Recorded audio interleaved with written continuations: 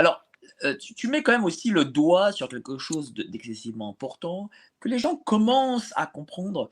Ce sont ces financiers, voilà. Mmh. Vanguard, BlackRock, Rothschild, Orsini, Bush. Est-ce que là, il y a une accélération, de la mainmise de la finance sur le pays? Ah, il y a une accélération et la mainmise, oui, certes, mais pas que sur le pays, hein. Maintenant, c'est au niveau mondial que ça se passe. C'est-à-dire que déjà, le numéro un en matière d'actifs financiers, c'est BlackRock. BlackRock culmine à je sais plus combien, je l'ai noté quelque part. Ah oui, la gestion d'actifs, 8 milliards 676 millions d'euros. Enfin, c'est un géant financier. Le problème, c'est ils possèdent BlackRock, hein, j'entends, possèdent quasiment la quasi-totalité de tous les médias américains, déjà. Et ce qu'il faut comprendre, ce que les gens n'ont pas l'habitude en France, ce qu'il faut comprendre, c'est que le système au niveau actionnaire d'une entreprise aux États-Unis est différent des lois françaises.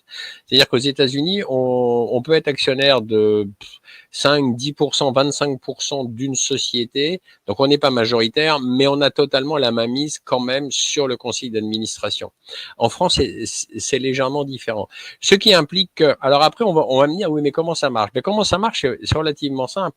Il suffit qu'il y ait une entreprise dans laquelle, admettons, BlackRock possède, allez, 15% des parts.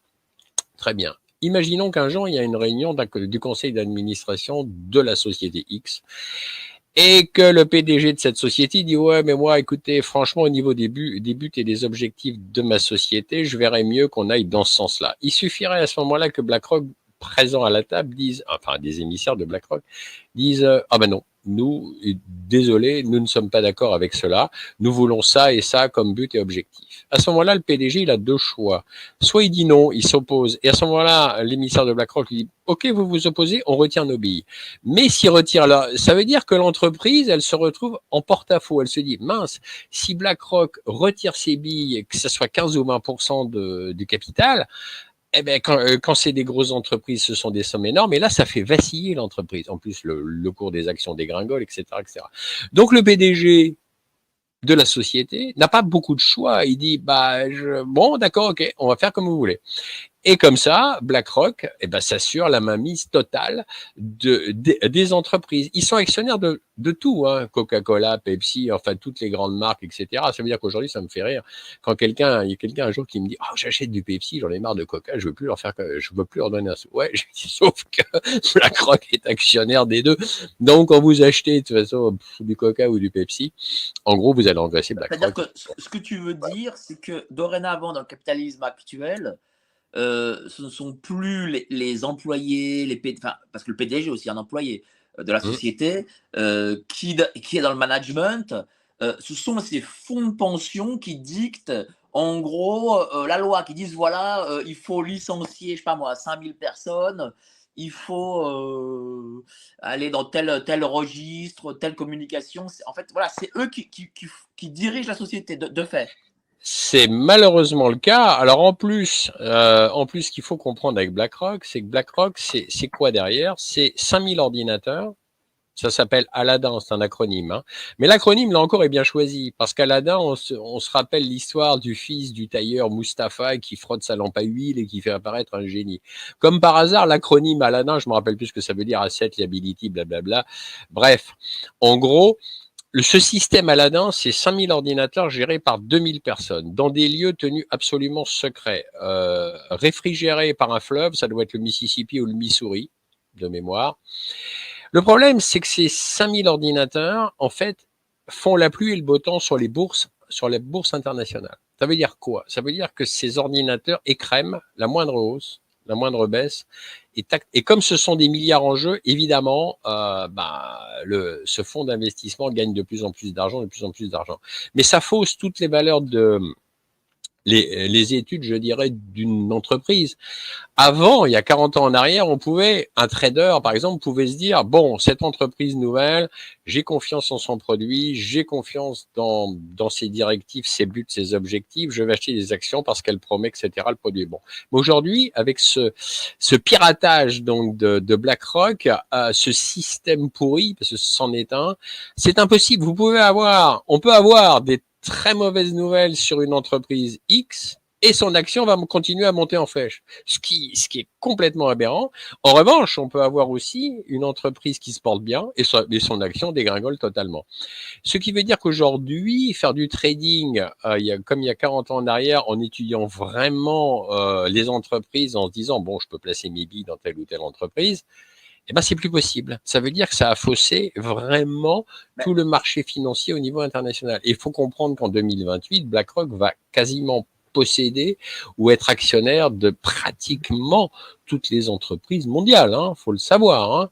C'est pas uniquement réservé. Le traitement n'est pas réservé qu'aux entreprises alors, américaines et qu'à l'Europe. Si je comprends bien, avec cette méthode, BlackRock peut faire que des actions d'entreprises françaises dégringolent et par conséquent, BlackRock les rachète à petit prix. Aussi, c'est aussi cela. C'est aussi ça. Donc ça, c'est BlackRock. En plus, ils ont bien choisi le nom quand même. Quand on le traduit en français, c'est la Roche Noire quand même. Bon, c'est pas très engageant, franchement.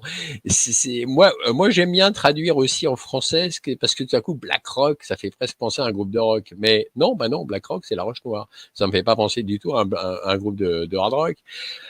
Et en dessous, BlackRock, parce que ça c'est BlackRock. Mais en dessous, il y a Vanguard. Et Vanguard, c'est encore plus intéressant que BlackRock, presque, parce que Vanguard, ça veut dire quoi en français? C'est l'avant-garde. L'avant-garde de quoi, en fait? De qui? De quoi? C'est ça qui est intéressant, et je pose la question dans mon livre, d'ailleurs. Parce que quand on épluche le conseil d'administration sur Wikipédia de Vanguard, on s'aperçoit que ce sont des gens de parfaits inconnus, sauf que quand même, ce sont des gens qui ont quand même un certain CV, qui ont été PDG ou qui ont une certaine carrière, etc., dans le commerce, l'industrie, etc. Mais sauf que qui est derrière dans Vanguard? C'est les grandes familles, c'est les fameuses 13 grandes familles, c'est-à-dire Orsini, Vanderbilt, Rothschild, Dupont de Nemours, etc., qui n'aiment pas beaucoup d'ailleurs se retrouver sous les feux de la rampe. Alors ce qui est intéressant avec Vanguard, c'est que vous pouvez pas y rentrer, c'est-à-dire que personne peut y rentrer.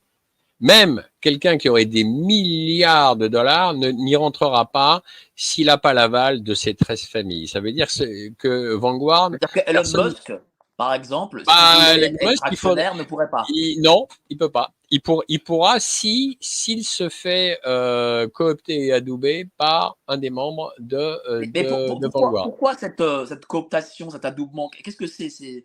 Parce qu'ils ont la main mise. Ils sont actionnaires de BlackRock. Il faut comprendre. Vanguard est actionnaire de BlackRock, mais n'est pas coté en bourse. Vanguard n'est pas coté en bourse. Ça veut dire qu'on ne peut pas acheter d'actions de Vanguard. Ça veut dire que aussi Vanguard n'est pas obligé de montrer ses comptes. Voilà. Et ce sont eux qui font la pluie et le beau temps sur la planète. Vraiment. Alors, après, c'est un peu plus compliqué que ça, parce que si ça schématise un peu, parce que c'est pour ça que non plus, parce qu'il y a des gens qui vont me dire, bon, mais oui, mais après, il faut le prouver, c'est sourcé, documenté, etc. C'est pour ça qu'il faut poursuivre la chose. Et en dessous, le grand problème, en dessous de ces gens-là, il y a toute une myriade de gens qui leur obéissent au doigt et à l'œil, car ils sont grassement payés, et voilà.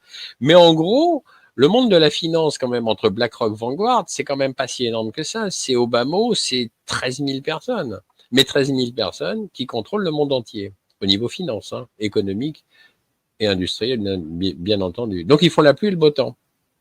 Est-ce que, par exemple, les BlackRock, Vanguard ont la main mise sur l'Union européenne et donc qui ont imposé, par exemple, naïvement, je dis ça naïvement, la réforme des retraites?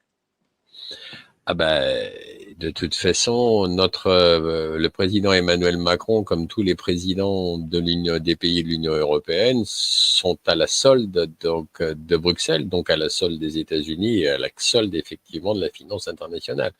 Tout ça, c'est le package, quoi. C'est le paquet. On va parler français, c'est le paquet. C'est le paquet. Et de toute façon, Emmanuel Macron, comme d'autres, feront exactement à la lettre près ce qui sera dicté par cette oligarchie financière mondiale apatride. Je dis bien apatride parce qu'ils n'ont pas de patrie, ces gens-là.